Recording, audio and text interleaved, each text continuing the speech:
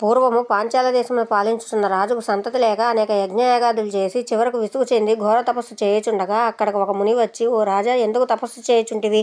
నీ కోరిక ఏమి అని అడిగాడు. దానికి ఆ రాజు, ఓ మునిపుంగవ, నాకు అష్టైశ్వర్యములు సకల సంపదలు ఉన్నప్పటికీ వంశము నిలుపుటకు పుత్ర సంతానం లేక బాధపడుతున్నాను అని చెప్పాడు. దానికి ఆ ముని, ఓ రాజా, కార్తీక మాసం 4 రోజులు శివాలయంలో దీపారాధన చేస్తే నీ కోరిక నెరవేరుతుంది అని చెప్పాడు.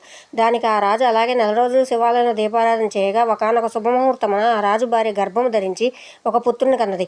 ఆ బాలుడికి శత్రుజిత్తు అని పేరు పెట్టారు. రాకుమారుడు దినదిన ప్రవర్ధమానుడగుచు సకల విద్యా పారంగతుడైనాడు. కానీ యవ్వనము రాగానే దుష్టుల సహవాసము చేత, తల్లిదండ్రుల గారాభము చేత తన కంటికి నచ్చిన స్త్రీలను చెరపట్టుచు ఎదురు చెప్పిన వారిని నరుకుచు కాలము గడిపుచుండెను.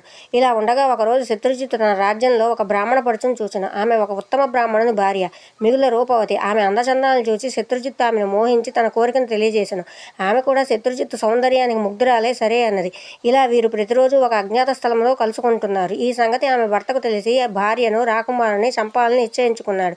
ఒకరోజు కార్తీక శుద్ధ పౌర్ణమి రోజున ఆ ప్రేమికులిద్దరూ శివాలయంలో కలుసుకోవాలని అనుకున్నారు. ఈ విషయం పసిగట్టిన ఆమె భర్త వీరిద్దరి కంటే ముందే గుడి లోపల వేచి చూస్తున్నాడు.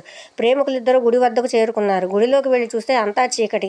శత్రుజిత్తు ఆమెతో ఇలా అన్నాడు, చాలా చీకటిగా ఉంది, దీపం ఉంటే బాగుంటుంది కదా అని బ్రాహ్మణ పడుచుకు చెప్పాడు. దానికి ఆమె సరే అని తన పైట కొంగును చించి వత్తిలా చేసి అక్కడ ఉన్న ఆముదపు ప్రమిదలో వేసి దీపం వెలిగించింది. ఆ వెలుగులో ప్రేమికులిద్దరూ కలుసుకునే సమయంలో ఆమె భర్త గర్భగుడిలోంచి బయటికి వచ్చి కత్తి తీసుకుని రాకుమారుణ్ణి, తన భార్యను చంపి అతను కూడా పొడుచుకుని చనిపోయాడు. బ్రాహ్మణుని తీసుకువెళ్ళడానికి యమదూతలు, ప్రేమికులిరువురిని తీసుకువెళ్ళడానికి శివదూతలు అక్కడికి వచ్చారు. యమదూతలను చూస్తూ భయపడిపోతూ బ్రాహ్మణుడు, అదేమిటి మీరు వచ్చారు, వాళ్ళని తీసుకువెళ్ళడానికి శివదూతలు ఎందుకు వచ్చారు అని అడిగాడు.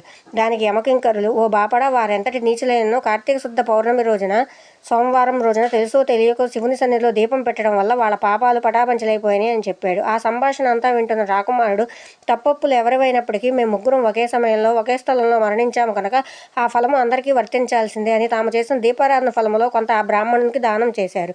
కార్తీక మాసంలో శివాలయంలో దీపారాధన చేయటం వల్ల ఆ ప్రేమికులు చేసిన పాపాలు పోవటమే కాకుండా కైలాస ప్రాప్తి కూడా కలిగిన. కావున కార్తీక మాసంలో నక్షత్రమాలయందు దీపముంచిన వారి జన్మ రాహిత్యముందుదురు.